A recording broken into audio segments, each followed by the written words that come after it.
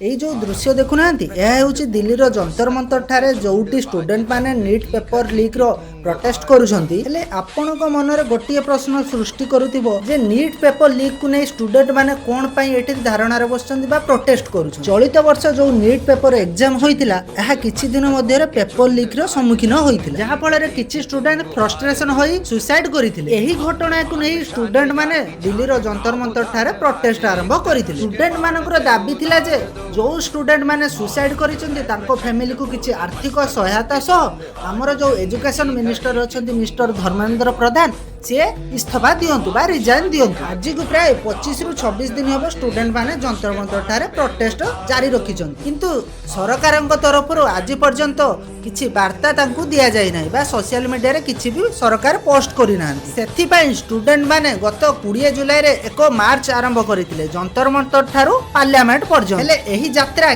मात्र किछि समय घटितिला कारण स्टूडेंट माने जतबेले निजर यात्रा आरंभ करुथिले पुलिस तांकु लाठी चार्ज करबा सह गड़ाई गड़ाई पिटी जहा फल बहु स्टूडेंट ख्याताक्त हवा सह हॉस्पिटलाइज होइछंती। मो मन रे केवल एठी गोटिए प्रश्न सृष्टि करूची एठी तो छात्र माने निजर भविष्यत और आगामी भविष्यत पई लढुचंती हेले आज पर्यंत सरकार कोन पई किछि पदक्षेप नउना हेले सेही पुलिस बाबू माननकु किए बा अनुमति देला जे सेही निरीह स्टूडेंट मानको ऊपर लाठी चार्ज करबा। एही न्यूज आपण कोनोसी न्यूज चैनल बा पेपर रु देखियो पाइबेनी आपण केवल इंस्टाग्राम फेसबुक और यूट्यूब रु देखियो पाइबे कारण न्यूज वाला निजर टीआरपी पछरे दौडुचंती सेति पई आपण कोनोसी न्यूज चैनल ए वीडियो देखियो पाइबेनी।